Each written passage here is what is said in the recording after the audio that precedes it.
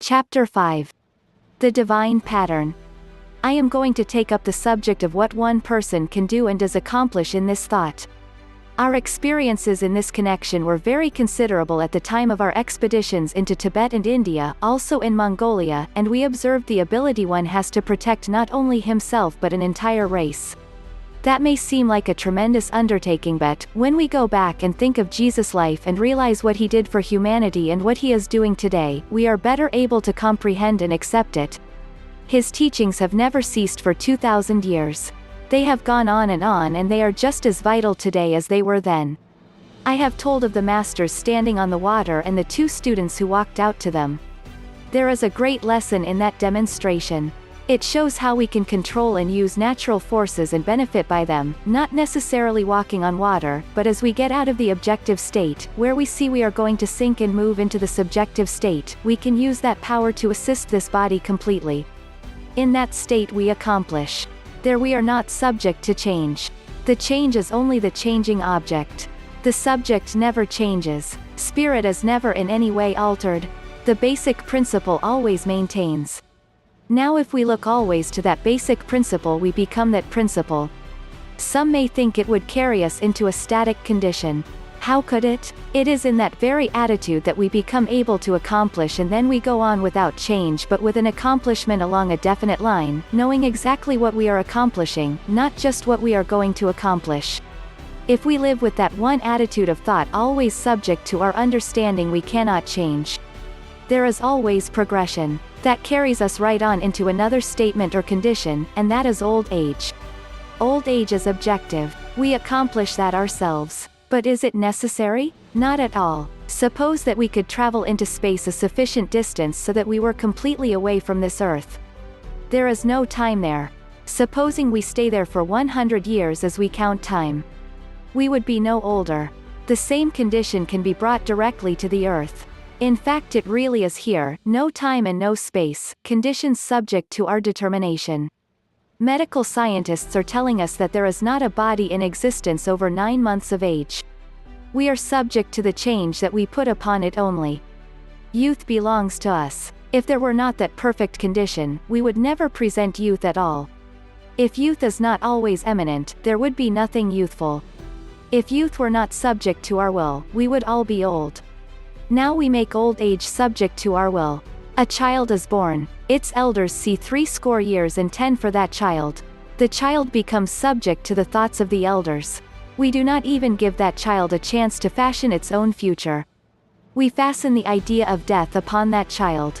The Hindu says that 60 years and 10 is the time when man reaches his majority, when he begins to accomplish.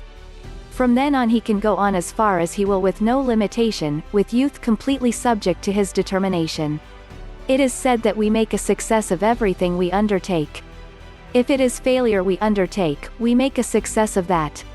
If it is perfection we undertake, we make a success of that. How much better it is to present perfection than imperfection. If we did no more than assist our neighbor, it would be much better than to present imperfection to him. We would get much more out of life and it wouldn't cost us a penny. It costs nothing to greet him with a smile. Present love to him and perfection will follow right along the same line. Think of an assemblage joining with just that one object in view: youth, beauty, purity and perfection. Is it going to cost us anything to live by those ideals? If we would live with those ideals always foremost, we would change our conditions within a week's time. We have seen it accomplished within a moment. Didn't Jesus say that, if your eye be single your whole body is full of light? It is impossible today to take the originals of Jesus' teachings and find where he put anything into the future. He gave man the greatest scope to use his thoughts to one definite end, and that end is accomplishment. We have seen a single man able to accomplish a condition where nothing could touch him. He was not a so-called master, either. He was a Sioux Indian, and it happened right in this country. We know of conditions among the Indians today where they can draw a line around their villages across which no one can come with hate in their hearts. It was attempted twice, and in both instances the attempt proved disastrous. Jesus said, "As ye love one another you are immersed in love." He placed love as one of the greatest powers. When we turn our power in the other direction we come into a state of turmoil. He said that you are the ruler of heaven and earth and all that is in them. Are there any limitations in that? He saw that man had not touched his possibilities. He presented the unlimited to humanity. If there were one atom misplaced in the body, that body could not remain in existence.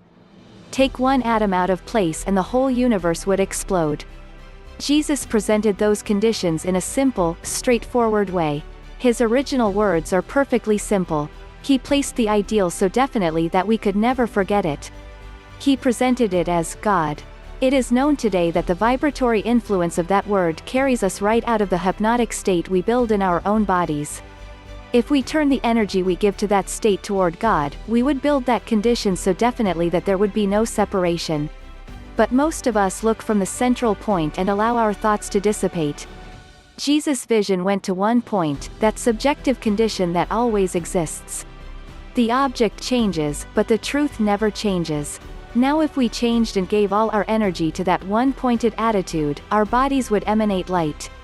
When we came into a room, that room would light up. We have seen that many times. It is not phenomena. It can be photographed, and you cannot photograph phenomena.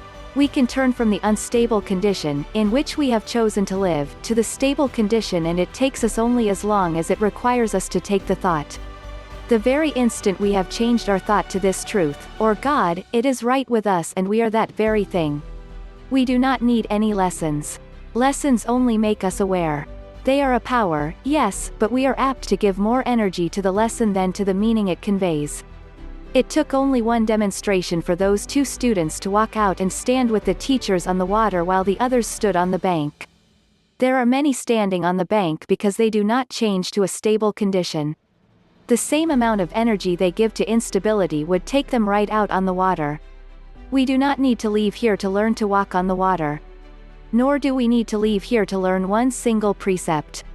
There is but one precept, and it is right here within us. We cannot change it. It does not matter how long we keep away from it. When you turn toward the light, you find that you are the light. Did Jesus need to walk toward the light? Why, he was the light. It is, as he explained, the light of truth, the light of love, the light of God. Jesus never used a thought that was not turned toward principle. With that attitude we can all follow in that very simple way. Those people who live in that simple way do not take something from someone else but bring out from within. That is worked out to the supplying of food and every necessity. The only difference between them and the rest of mankind is that they have projected their vision to take in a wider horizon. Everyone can work it out for himself. Once we have worked it out, we have learned the rule. We follow our own course and then we know. Paths may be presented and ways shown, but unless we use our own way we are not going to accomplish it. If we look to others, we are adding energy and impetus to something that someone else is doing, and we are giving that energy from our body. The moment we present our way, we add energy to our body and we have ample to spare. That builds up a condition that helps everyone. We do not take the thoughts of another to build upon. We build our thoughts into universal condition that benefits the whole of humanity. It is said that no one brings forth an accomplishment in any way without assisting the whole race. It is the energy we add, directed toward one great attitude of thought, that carries humanity on. It is not by building on the other fellow but by building upon our own foundation. Then we have all the energy in the universe to use. Everything we think of in the name of God, and with that vibration, belongs to us. That covers all supply, all knowledge, all purity, all perfection, all good. You can gain dominion just as soon as you put your entire thought on the fact that divinity is already established within you. Know all of the time that divinity is nowhere but right within, that it has always been established within, that you have only clouded and thus kept it out of your consciousness by your own adverse thoughts. Talk to that divinity within. Tell it that you know that it is there and that you have now become fully aware of its presence. Ask it to come forth and be the dominating factor in your life. Say, I now have let go and now put out of my life all adverse thoughts.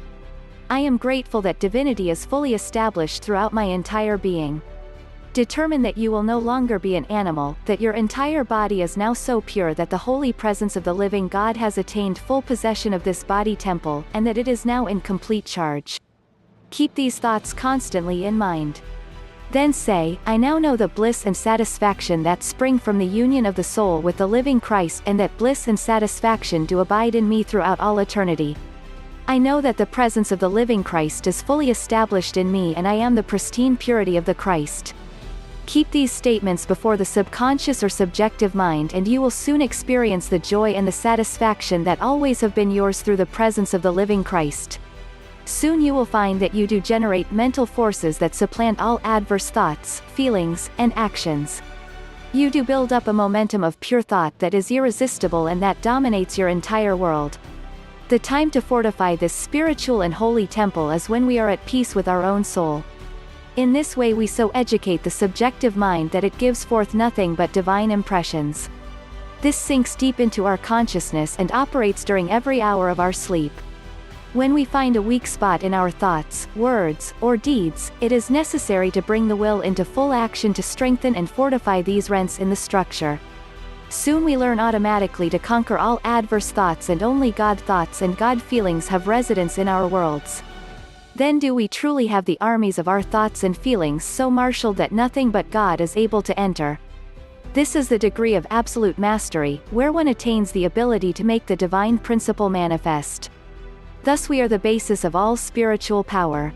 You will find that it pays great dividends as you make it your work in life. You now see the dawn of a new day, and you do gain a greater understanding of the law. There is no more effective way to free your mind and world of discord than positively to know that your entire mind and body is the temple of the living God. You can also use this statement with the knowledge that, through the silent but far-reaching influence of divine thoughts, all of humanity, in fact the entire universe, is benefited and raised by every constructive thought, feeling, and spoken word sent out by you. The more you think of the immortal love of God, the greater the enlightenment of humanity manifests. Thus you can see and understand, in a measure, the tremendous privilege and opportunity which is ours in assisting in the uplifting and enlightenment of mankind. What is more, it is our responsibility and our obligation to life to help erase or dissolve the negative in the world of humanity, and one of the most powerful ways to do this is by refusing to see, hear, or accept the negative, and consciously to send forth divine love to everyone and everything. Know firmly that the divine spirit of the conquering Christ transcends all discord. Know always that your will is the divine will, God's will, and that God is acting through you every moment. Each thought that you qualify with this master thought increases your willpower, and your willpower becomes so strong that your very thought is irresistible. Do this and expect results with all sincerity, and nothing can disturb you. The persistent, daily use of such strong, positive words and thoughts, repeated with great intensity, develops dormant brain cells, and you soon know that you are the Lord, in full dominion. Exercise your will and your word for all purposes, and you become the master of your own mind and no longer accept the negative qualities in the world around you. As you are faithful over a few things, you become master over all things. Create, through your word, the condition that is rightfully yours, and you are the master over all conditions. Physiologists now state that the cells comprising the organism of our bodies have the power to receive impressions and carry them to the complete cellular structure of the human form, also the power to recall impressions, or memory, the power to compare impressions, or judgment, and the power to select between good impressions and imperfect impressions. It is also well determined that the subjective or subconscious mind is the aggregate energy and intelligence of all the body cells.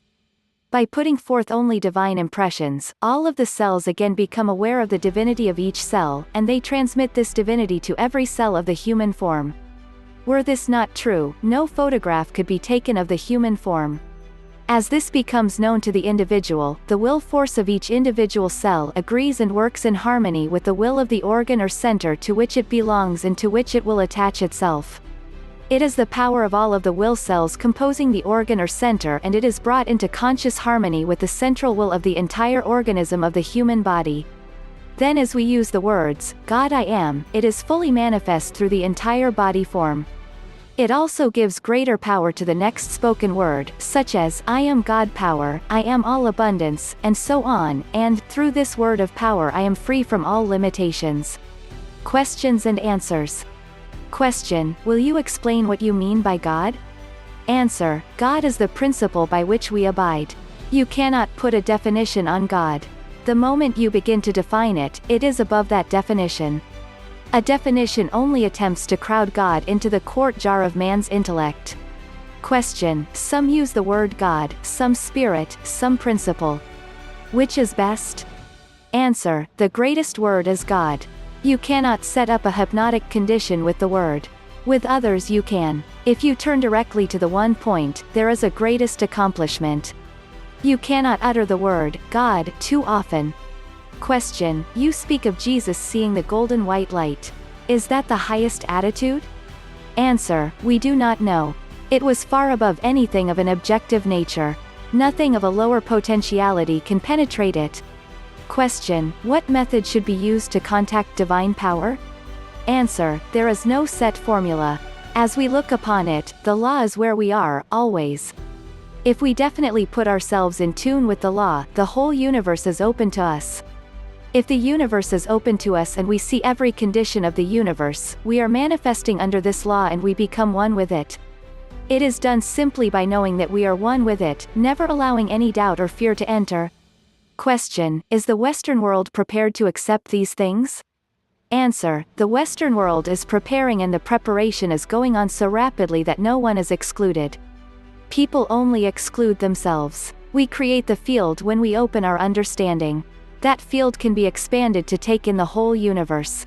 The universe of our body is one with the universal whole at all times, and it is only for us to expand our understanding to become one with the universal whole. Question: how shall we discriminate as to what thoughts to project? Answer: if we are not able to discriminate, we should give out love to the best of our ability and refuse to give out anything else. That will bring us to harmonious conclusions. Jesus placed love before anything else. Question: how does it happen that every so often an avatar is sent to Earth? Answer: the presentation of principle is what you would call the selection of an avatar. That person merely lives close to principle. The path which he shows, or the life he lives, becomes the path for all. Question: is his appearance and reappearance dependent upon any condition of spiritual unfoldment on the earth? Answer: no, he steps through all unfoldment and lives one with spirit. Chapter 6. Know that you know. I have been asked to give out a statement of healing. In reality, we only heal ourselves. There is a very potent factor there, because the moment that you see the divinity, or God, within the individual, you and God are the majority, always. Now God, or that divine principle, knows nothing about imperfection. We know today that is exactly what transpires at the healing shrines throughout the world. In going to those shrines, the people put their thoughts wholly upon the accomplishment and fulfillment of perfect health, accepting the emanation that the shrine represents, and the healing takes place. We can show you that in photography. A very fine doctor in one of our large cities worked with us. He asked his associates to send him cases with certain conditions that could not be healed by medical fraternities, together with their X-rays and records. The camera used shows where the diseased portions of the body are. Where life and health maintain, the film shows the body radiating, scintillating with light. We had patients under that camera whose light went out from the body for 30 feet. Not one person in the 98 cases worked with ever remained before the camera 3 minutes before they were completely healed and walked away. All we did was to say, "Here, you are paying all of your attention to the dark spots, aren't you? You are not paying any attention to the light and these light places and where the light is coming from. Now just let go of those dark spots completely. Put your whole thought and attention on the light." Every one of the 98 cases, each of whom was brought in on a stretcher, walked away completely well. Now isn't that evidence that you heal yourself? You treat yourself, and that is absolute. If we would adhere to these positive expressions, we would soon see that there would be no more disease. It has been named a certain disease and we keep repeating that name over and over. Now thoughts and names are things, and, if we will put them forth in the absolute position in which they were intended and in the vibratory frequency in which they belong, perfection will manifest. That is true in the case of every invention that has ever come forth. A great many of us think we have to get in and dig. We discovered that in our research work. We had no logarithms to go by. We built them up ourselves as necessary. We would get so far and then find we had made a mistake and go back to work it over again. We are like little children learning to walk, but today we are able to walk because we have the mechanical devices, and we are building more devices today that will take up from where we leave off. Here is an experience we had. To make my point, we needed a man for a specific work. We had been working for a long time on a given problem and were seemingly at the crossroads, when this young man came up from Columbia University. He had never had any experience with this type of work, yet in 25 minutes he had solved our problem. Here we had been working on the whole thing for almost 4 years. Now what happened? He knew that he knew every moment of the time, and he went into that office and said to himself, I know this situation, and he brought forth the solution, just by knowing. I have had the same thing happen, and I know it is real. This happened to me at Calcutta University. I joined what is known there as the preparatory school for Calcutta University when I was 4 years old. The very first day I attended, the teacher said to me, here is the alphabet, what do you think about that? I said, I don't know, and he replied, well, if you keep that up you never will know. Now turn right around and let go of that, I don't know, and know that you know what that is, and through that very thing I went through that school and went on and completed Calcutta University when I was 14 years old. These things are so simple we pass them up. We think when we go to the university that we have to get in and dig it all out of books. Anything that has ever been written in a book is already known. If you will take that position, you will know it too. You make a book a crutch to get along with, instead of accepting that it is already within yourself. You are the master. You master those things. And that is possible in all walks of life, and we are beginning to recognize that as we learn to rise out of our negative conditions or consciousness. Gradually, we are learning that it has been of no value to us, so why keep it up? The value is to know and be that very thing that you pronounce, and from there on you will continue to go ahead. Nearly all of the people who are going ahead with these different plans take that attitude today. It is so with better than 90% of the inventions coming out today. And see what we are accomplishing today. We are accomplishing more and have accomplished more in the last 6 years than we did in the 80 years previous. Now I have been through those experiences and a little more than that, and I know exactly how it has stepped up today, and it has stepped up for the very reason that we stand squarely on our feet and know that we know these things. They are there. If an invention was not already in existence, no one would ever get the frequency of the vibration that is set up to bring that into recognition. That frequency is there, and the moment you train your mind and your thoughts, you will know exactly what you want to express. That is why we have gone ahead so remarkably today. There are, of course, a great many avenues to that hardly need any reference. So many people recognize that, but those who do not recognize it should take particular pains to know that they do know and stand squarely by that declaration. It is the declaration that brings you through every time. It has often been said that there is nothing new in the universe, and that is true. If that were not true, there would be no representative vibration that could be picked up so that one could think of a given thing. All of those fields are in certain vibratory influences.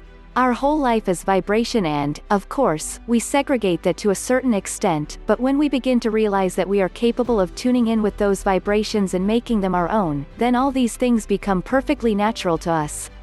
Almost every inventor today realizes that he is not recording or bringing or anything but what has already at some time been recorded in vibratory frequency. The same is true in literature. Every book ever written has at some time been recorded in vibratory frequency. No spoken word ever goes out of existence. All are in the field known as the field of energy or vibratory influence. Love is a word that comes very close to the word God in vibratory influence, and we know of thousands of healings that have been accomplished with its use. Every known disease gives way to the power of love as we send it out. It builds such remarkable pictures or patterns around individuals, too. You can almost see where people give out love. It is like an armor about them. A doctor friend of mine was appointed registrar of a Sioux Indian reservation years ago. I was there on a visit, and he invited me to come and see a test to be made by what we call the medicine man of the tribe. However, he proved to be no ordinary medicine man. This man went away by himself and remained in meditation for 5 years, and when he came out of that meditation he was ready for the healing service. He started slowly with the first test that was made. He put his arm into a kettle of boiling water and selected a piece of meat from that kettle. The hand came out unharmed. I knew this man for over 2 months after this test and there was no evidence whatever of any harm to his hand. In the second test, he stood quietly, at a distance, before 3 of the best marksmen of the tribe. Dr. N and I took the bullets out of the cartridges, removed the powder and put in new powder, so that we knew there was no fake about it. Each one of those bullets flattened on that man's chest. I still have 2 of those bullets in my possession. After this man took his position in the teepee, anyone with any deformity, disease or illness who came to him would leave completely healed. We say that repeatedly. I become well acquainted with him and asked what his expression was and he replied that it was similar to the way we expressed divine love. That man is still living and he has gone on with his great healing work. We never read about him in the papers. He lives in absolute retirement and never comes out to talk about his work. He once said, "It is my place in life to give to people every attitude of love that I can express and thereby I receive my great reward." There is a Sioux Indian that very few people have ever heard of, performing a true service of divine love, silently, selflessly. In Texas, a number of years ago, I heard stories of a little girl, 5 years old, who was a natural healer, through love. I went down to meet her and her mother told me that the child was always telling everybody that she loved them. She would say, "I see that love all around everybody and around myself." Whenever she heard of anyone who was ill, she would ask her mother to take her to them and in almost every instance where she was taken into the room of the sick person, that one would get right up out of bed, perfectly well. That child has gone on to develop and she is doing a great work today. There are many such instances. I knew a child in Holland. In Holland they have the red clover. It stands up about 15 or 16 inches above the ground, with beautiful blossoms. The clover is just about level with the porch floor of the farmhouse. I was visiting there one Sunday afternoon and we were sitting on the front porch, when the child walked right out across that field of clover for about 30 yards, right on those heads of clover. She never touched the ground with her feet, she just walked out, turned around and came back and stepped onto the porch. We asked the child how she accomplished that. She said, "I don't know, I just give love to everything, I love that clover and the clover holds me up." And we found that she did. She talked about her playmates and said that she loved them all and they loved her, and so nothing could happen to them. I knew this girl until she was 21 years old. She moved to Belgium at that time and there I lost track of her. Her father told me that the only word he had ever heard her use was love for everybody. And that love heals. Each one of us can do the same thing. It is so simple to radiate that great love out to everyone, even as those children did. When I was in Spain, at one of the largest copper mines in the world, a Russian family with a little girl 11 years old moved over there and the father was working in the mine. They told me their child had what was known as that healing touch. She would put her hand on a person and say, "I love you and I love you so much that your illness has passed away, it is gone. I have filled that space with love," and we found that to be true. In the case of a deformity, the body would become absolutely perfect. I saw a person in almost the last stages of epilepsy. This girl put her hand on that individual and said, "Your whole body is full of love and I see only the light." In less than 3 minutes that malady was gone completely. The light and love emanating from her being were so powerful we could actually see it and feel it. When I was a small boy I was playing with some of the children just outside our home in Canada, India.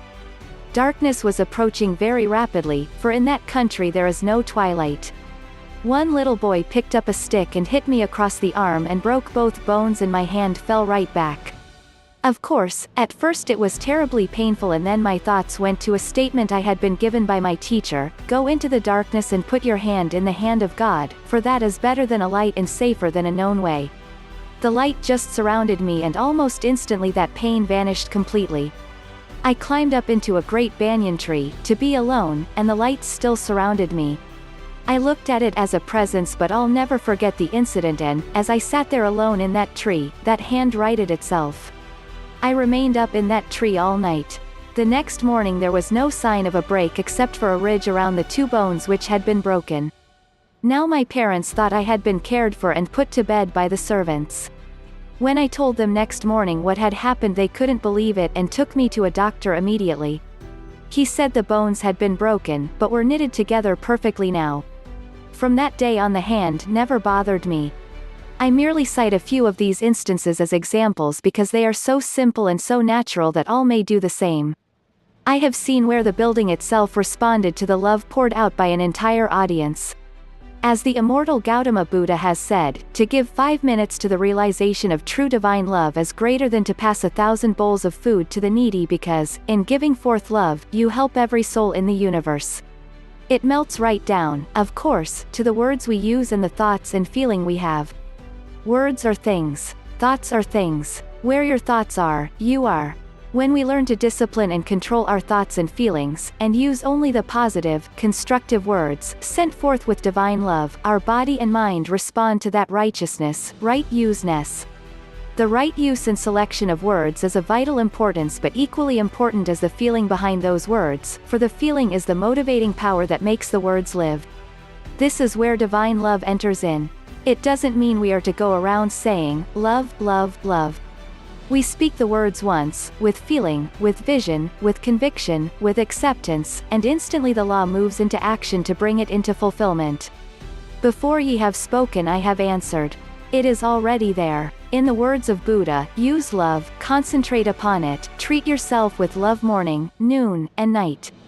As you sit down to partake of your food, use love, think it, feel it, and your food will taste a lot better. There are many gems given forth by Buddha which have never been printed. The poet, Tagore, used many of them in his writings. He was a man who knew how to use and express love. He knew it. He is. Love is far the most important thing of all. It is the golden gate of paradise. Pray for the understanding of love, meditate upon it daily. It casts out fear, it is the fulfillment of the law, it conquers multitudes of sins. Love is abundantly invisible. Love will conquer all. There is no disease that enough love will not heal today. No door that enough love will not open. No gulf that enough love will not bridge. No wall that enough love will not throw down. No sin that enough love will not redeem, from the cloud of the unknowing. Questions and answers. Question: I know a doctor who spent 7 or 8 years in India. When he returned to this country he challenged the county medical society. He asked them to present their test tubes containing the most virulent typhoid and other germs. He drank an amount sufficient to kill a young army and nothing came of it. I found out afterward that it was the conscious control of the thyroid. He apparently controlled the machinery of immunity. Answer: yes, it can be carried to immunity to every disease. Question: how does the voluntary control of the thyroid gland affect acidity, so essential in warding off the effects of bacteria? Answer: acidity is controlled, to a great extent, with the voluntary control of the thyroid gland. It can be directed and stimulated to the extent that it controls acidity to an almost unlimited degree. I have heard of a number of Hindus say that that is the reason they can control the bacteria. Acidity simply kills them off. The thyroid is stimulated with certain exercises that must be given by one versed in this teaching. Their mode is to stimulate the thyroid until it presents the proper amount of the fluid for the body's use. Question: do the parathyroids have any use? Answer: yes. The parathyroids are a very great adjunct. They control the metabolism of calcium and lime. They can be stimulated until calcium can be brought into the system to create a new set of teeth at any time. Question: how are they stimulated? Answer: the important element of their stimulation is concentration on the thyroid through a spiritual influence, and that is exactly what we are talking about. Question: can you bring that into the realm of oxidation and the control of breathing? Answer: with the breathing should be the spiritual exercises as well. That is, the exercise of the thought through the spiritual application. Question: by concentration, do you mean the visualization of the thyroid working perfectly? Answer: yes, in perfect order and perfect harmony. Question: is there not something of a definite association between respiration and the thyroid action, also, oxidation, through posture and breathing exercises? Answer: yes, the reason why posture and breathing exercises are given, to bring the whole activity of the body under spiritual influence. However, no teacher will give these exercises without the spiritual activity, bringing the spiritual thought into activity as well. Many people can bring those spiritual activities into function and active use almost instantly because of some special influence which has been brought to bear. Question: what of the adrenals? Answer: the adrenals have to do with the blood pressure. The thyroid gland controls all of the others. The thyroid is controlled by the pituitary and that by the pineal. That is why you must become as a little child.